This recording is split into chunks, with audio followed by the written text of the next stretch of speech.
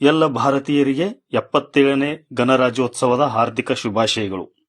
ಈ ದಿನ ಕೇವಲ ಧ್ವಜಾರೋಹಣಕ್ಕೆ ಮಾತ್ರ ಸೀಮಿತವಾಗದೆ ನಮ್ಮ ಸಂವಿಧಾನವನ್ನ ನಾವು ಅರಿಯುವ ದಿನವಾಗಬೇಕಿದೆ.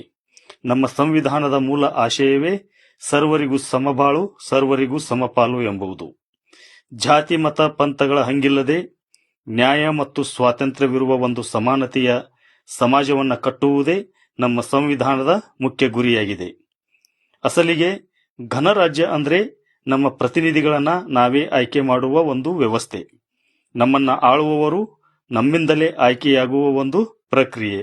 ಅಂದರೆ ಇಲ್ಲಿ ಪ್ರಜೆಗಳೇ ಪ್ರಭುಗಳು. ಸಂವಿಧಾನ ಶಿಲ್ಪಿ ಡಾಕ್ಟರ್ ಬಿ.ಆರ್. ಅಂಬೇಡ್ಕರ್ ಅವರು ನೀಡಿದ ಸಂವಿಧಾನ ನಮ್ಮ ದೇಶದಲ್ಲಿ ಇಂದು ಜಾರಿಗೆ ಬಂದ ದಿನ ಇದಾಗಿದೆ. Doctor B R. ಅಂಬೇಡ್ಕರ್ ಅವರು ಸಂವಿಧಾನದ ಮೂಲಕ ನಮಗೆ ನೀಡಿದ ಅತಿ ದೊಡ್ಡ ಶಕ್ತಿ ಎಂದರೆ ಮೂಲಭೂತ ಹಕ್ಕುಗಳು. ಇಲ್ಲಿ ಶ್ರೀಮಂತನಿಗೊಂದು ಬಡವನಿಗೊಂದು ನ್ಯಾಯವಿಲ್ಲ. ಪ್ರತಿಯೊಬ್ಬರಿಗೂ ಘನತೆಯಿಂದ ಬದುಕುವ ಮತ್ತು ತಮ್ಮ ನಾಯಕರನ್ನ ಆರಿಸುವ ಸಮಾನ ಮತದಾನದ ಅಧಿಕಾರವನ್ನ ಬಾಬಾ ಸಾಹೇಬರು ನಮಗೆ ಕಲ್ಪಿಸಿಕೊಟ್ಟಿದ್ದಾರೆ. ಭಾರತದಂತಹ ವೈವಿಧ್ಯಮಯ ದೇಶವನ್ನ ಒಂದಾಗಿ ಇರಿಸುವುದು ಇದೇ ನಮ್ಮ ಸಂವಿಧಾನ. ಇದು ಕೇವಲ ಒಂದು ಪುಸ್ತಕ ಅಲ್ಲ, ನಮ್ಮ ದೇಶದ ಆತ್ಮ. ಎಲ್ಲರೂ ಸಂವಿಧಾನವನ್ನ ಗೌರವಿಸೋಣ, ಪ್ರಜಾಪ್ರಭುತ್ವವನ್ನ ಉಳಿಸೋಣ.